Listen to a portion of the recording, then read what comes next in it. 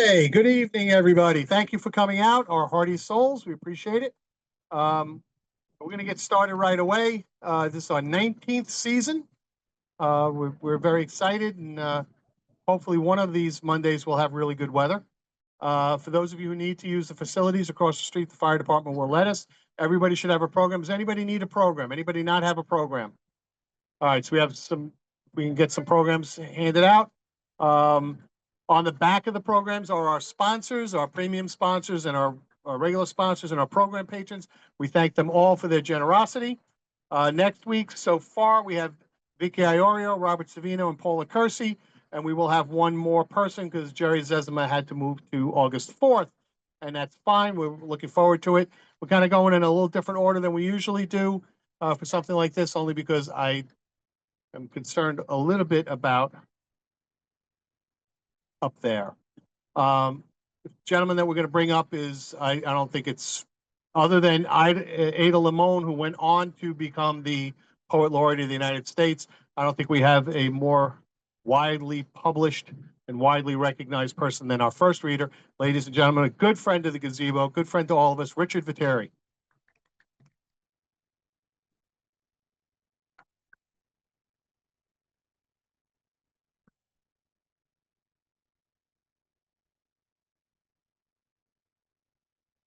Whoa. Thank you, everybody. This is very dramatic from up here. Okay, so I'm going to read, oh yeah, just quickly in case anybody, in October, I don't know if anybody watches Blue Bloods, the TV series. Yeah, Len Cariou, who plays the grandfather, is going to be starring in my play opening October 14th. And we're casting some of the rest of the play. Yeah, the play in Polish, the word is zagłada. And he asked me later to explain it because I don't want to take too much time. But Len plays a man, an old man who gets arrested for a crime he committed 50 years, 60 years earlier. He's a terrific guy. Okay, so let me read some poems. This is actually a brand new poem. I don't know where I found time to write it, but I know where. I was in the actor's studio backstage looking at all the props, and it occurred to me that there was a poem there. It's called Backstage. There are no parts left of me anymore. The performance is over. There is a white sofa prop, a lamp behind it, a table upside down in this corner backstage. There's a table on a mattress squashed together with the sofa. Another prop, a table on its side, once under the lights, vigorous, on stage, absolutely radiant. They will thrive here with another show, luminous, sofa, table, lamp. But where is the character I was once? Waiting backstage, working my courage before I stepped into the lights. Costumes are already forgotten, hanging, leaving nothing of me. There is no record of those moments here backstage. Unlike the props, even the words I said no longer linger anywhere, despite the applause. But I did see someone with script in hand, reciting, eyes alert, determined. Was that you? So close to me in this place? How difficult it was in spite of death to hold you beyond time's eternity. So I was doing a reading with a couple of people that were barely 25, and I wrote this poem. It's called Lazarus. He came back from the dead in lingerie, black stockings with blue lace. Wow, where you been? Christ asked. Lazarus, his soulful eyes gleaming black, his raven hair a mess, still dizzy, leaned against his large tomb, and said, "You tell me."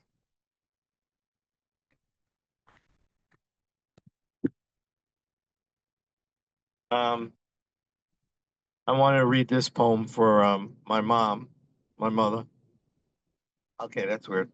So, um, my mother, she had a genius for having sons, saying little, wrestling with her parents' demons, burying the dead, never living more than 10 miles from where she was born, dying in view of where she grew up.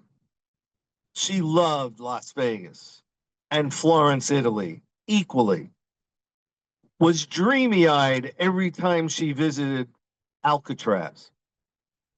Though her husband never flew anywhere, she enjoyed her seat on a jet airliner as if it were in her own private living room. She only got ill once in her life, and that illness killed her.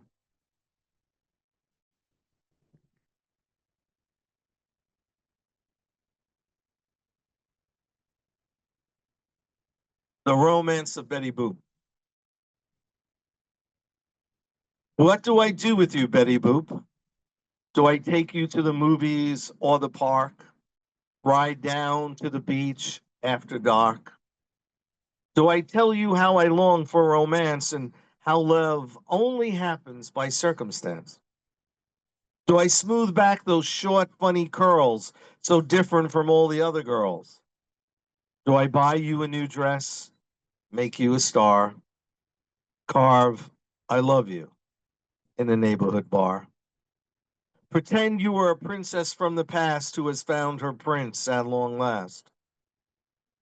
Olive oil had her Popeye.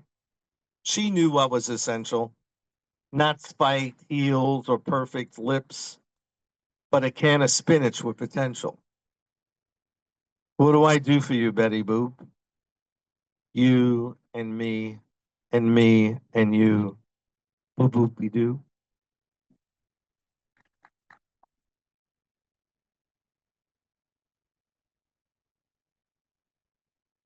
It's a poem for my father. More thunder. There are two sides to every story. Here's mine. I was 5 years old. He was tall, handsome, and easygoing. When I was 7, he hit batting practice every Saturday for the Little League baseball team to protect me from a coach's son who was a bully.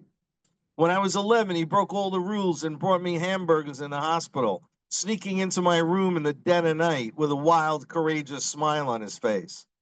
When I was 13, he pushed me to get up and dance with grown women to keep me to fight my shyness. When I was 17, he cursed my drinking, calling me a bum, telling me my long hair looked stupid and that my need to write would never get me anywhere. You'll die sitting in front of the TV, I yelled at him when I was 19. He cried when I moved out. When I was 26, he wondered what was wrong with me, that my life didn't make any sense to him. When are you getting married? He constantly asked me, then told me he felt sorry for any woman I was with. When I was 33, he wondered why I was so insecure and why I couldn't get close to any one woman. Then he asked if I was a homosexual. When he was 60, he asked me how I was capable of doing all the things I did. He was impressed with my mind for politics, people, my theater acting, the women in my life. But he called my writing cold and told me that if he wrote, his writing would have been warm and sensitive. When he was 70 and dying of cancer, he stared at my strong, healthy body, never saying a word. No one will come to my wake, he told my mother. I made sure everyone I knew stood at his grave at his funeral. Here's his. I was his firstborn and he cherished me. And I'm going to finish up with The Other Colors in a Snowstorm. This was my last book of poetry published, and I better get another one. I got a bunch of poems that need to be in a book. The Other Colors in a Snowstorm. Perfect, right? The Other Colors in a Snowstorm. Orange is the lit window in the dark on a rooftop on the other side of the sky. the colorless sound of a dog's bark, or an oriole on a branch before it flies. There's a fireplace glowing on the hill where imagined strangers sit around and talk. I was one of them once, a long time ago, standing at an open door, watching it snow. Blue is the snow on the fields at night and the cars on the highway passing by, and the color of your eye when you flash on a light, and the moon rising in the sky. I never see much red in the winter months, except for the sun rising above my bed. Can you feel the wind as you dream? Doesn't matter what all the colors mean. White is the darkness that never goes away, stretching to the horizon in the middle of the night. White is the glare of 1,000 years of day, burning with the illusion of a warm, lingering light. I remember you, laughing as we lay in the snow, helpless as the world tilted for an afternoon. What are the other colors in a snowstorm? What moments do we choose to shed or to mourn? The rainbow lives in a driving wind, though everyone else is tucked away, safe inside. You were once right here, where it all began, waiting for your clothes as they dried. I wonder who else sees only the snow blasting through the heavy, hungry air. What's separating you from me and everything else? Where do all the colors go when all the colors melt? Thank you.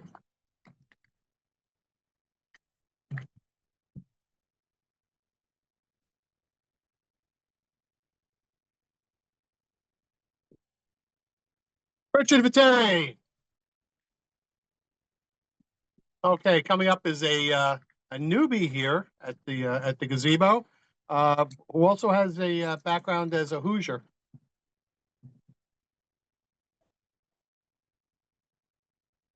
This is our Hoosier night. Ladies and gentlemen, Susan Michele Coronel.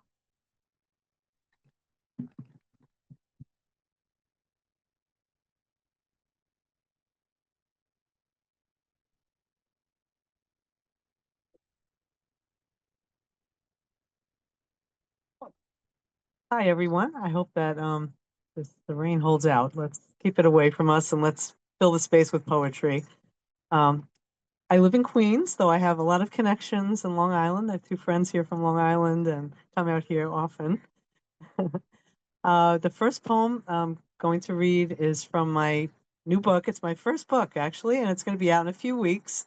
I don't have the copies yet, but I do have some postcards on the table if you're interested in ordering or getting an autographed copy from me, and I may deliver. Long Island's not too far from me. Okay, the first poem is very appropriate to this weather. It's called Is My Mother the Ocean or a Rainstorm? I want the ocean to be my mother, shaking seaweed from her hair, her skirt a bolt of bright blue fabric. Drifting towards me is more than an idea. I hear fables retold on makeshift rafts, rocking to and fro as I amble among rocks. Behold the crest of her wild wave. I hope for a moonlit channel to traverse, to see my face reflected back. But my mother, more a rainstorm, shakes berries from the tree, lashes my ankles with bulleted pebbles. Unwanted roots emerge. I take the harbor ferry to leave my soil behind and lift me out of the dark. Extend my eyes to where sails slide into sun. I mine stars for milk. Place a finger on my navel, and a seagull emerges, a clock in its beak. Time is a procession. I am hunted by evening clouds, losing connection to my mother like a whistle fading in fog. Pain nourishes me because it contains seeds of goodness. I put on a blindfold and keep still. Now I don't need to choose. I'm not afraid. Thank you. The next one is also an ocean themed poem. And and it's from the point of view of a Selkie, who's half woman, half seal. Selkie to her husband. I watched you carry off my skin. You hid it in the trunk of your Volkswagen Beetle, the radio blaring Somebody to Love by Jefferson Airplane. Seaweed in my hair, green against the bright gold of California wind. You forced me to marry you. I waited patiently for 25 years until one day you went trout fishing, left the car keys behind. I zipped on the skin like a suit, inhaled our children's eyelashes, then darted to the flat rocks on the shoreline, engine still humming. After searching for hours, you found me, gambling naked in the waves, with my seal lover. I shouted above the current, take care of the children, and don't harm the seals, because that could kill me and the kids, give you bad luck for the next 25 years. We slipped underwater, the clamor of gulls ripping the sun.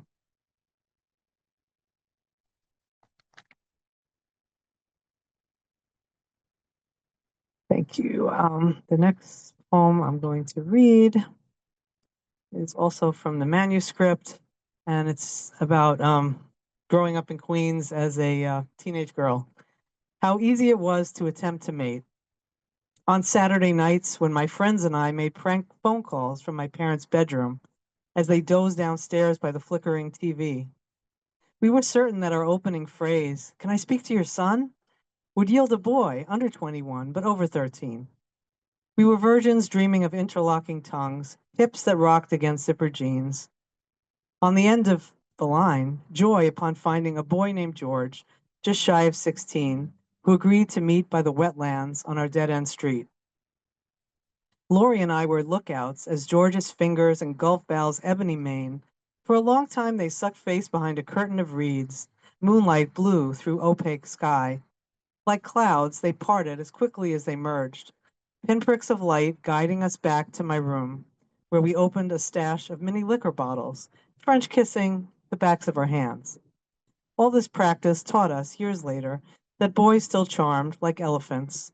The long sway of trunk and rhythmic swish of tail, stroking and feeding themselves what they needed. Its magnetic pull was never enough, but we were never ashamed by the thrill and sway.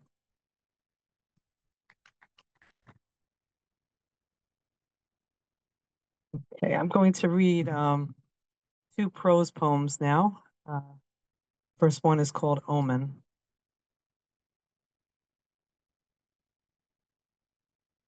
Omen. My Ukrainian grandmother used to say that if you see a nun walking alone, it's bad luck. But if you see a pair of sisters, good news is coming. One morning on the elevator on the way up to her 29th floor apartment in the Bronx, she saw a lone nun. As soon as she arrived, the bird spoke to her, winged omens whipping outside our kitchen window. The sky hollowed to cobalt. The flock circled and circled. When something was wrong, she felt it in her bones, like the weather and the salt of the sea, rising into the crevices of her doubts. Immediately, she announced that something had happened to my step-grandfather, Jack, who was at their apartment a few blocks away. With furrowed brow, she pursed her salmon lips at the sky, tangling her hands in the fat alabaster beads around her neck. When Jack didn't answer the phone, the lilies on the kitchen wallpaper shuddered, and she dropped the receiver. The long yellow cord dangled and twisted. Danger in this dangling, this curly-cued concern. It fell like a stone on the linoleum floor, and she howled like a sinking ship. Pointing toward home, she grabbed her large patent leather pocketbook and fled into the wind. When she called to confirm that Jack had collapsed and died of sudden cardiac arrest, we stepped away from the shadows on the walls and dipped our bread into large bowls of milk. We waited for her to return wearing a baby powdered dress and style blonde wig, chunky jewelry. With a side of prophecy, we knew she'd be back soon. We sang to the sky. We sang to the birds who told us things we already knew. Thank you. I have one more. This is roughly based on my grandparents' history. The four seasons according to my American-born grandmother. Winter, When I remove my clothes by the radiator before stepping into the bath, I'm white paint, a siren of clay. The world is too busy to notice my shape. My father works all day and night in the upholstery shop. My mother, a warm sponge, gives us sustenance, tongue, taste. We never have a conversation, only pass through the house like slips of paper scraping the walls. I wrap myself in a slate blue towel when a crow lands on the fire escape, caws and caws until I'm dry, but I have no idea what he wants to say. Spring. Blooms and doves populate the oak tree outside my window. Simka, the neighborhood cat, swipes his tail, watching from the stoop, always alert, always waiting. I wonder what I'll do when I grow up, become a stenographer, watch the willow brush the side of a building, find a husband. Only a few paths are open to me, a girl not yet broken, but I'd rather lie on the beach at Coney Island and watch the sky turn apple pink. There's little time left until I merge into another being I do not recognize. Summer. I am the defanged bride. He's my second cousin from the old country. When we meet, I bite my lower lip every time I try to speak. I have no choice but to agree to this union, bondage sweet with rind. As a child, he lived near a forest, pine trees bowing in the breeze. Occasionally, a fox or a badger would leave claw marks on the dirt path outside his village. When the claws grew and were possessed by humans, his mother decided it was time to leave. He keeps his trauma inside him like a black seed that you sprinkle on rye bread. It appears ever so often like a wink, then burrows back to its hiding place underground. Fall. Colorful leaves are the most striking things to witness on my block. I count how many are mahogany, amber, violet. When I type letters, they are like little mouths dancing in straight lines. I never learned the Hebrew alphabet, but when I hear my parents speak Yiddish with my grandparents, I understand everything. Where there's Yiddish in the air, I can exist, even when I don't know what to say. After I marry, my sister-in-law moves in with us, but she's half blind and clumsy and always gets to use the bathroom first. Things never fall apart all at once. Soon, I will tell her to leave. Soon, the soles of my feet will be chapped. My babies will arrive, and I will bathe them in the dark. Thank you. Am I out of time? Okay, thank you.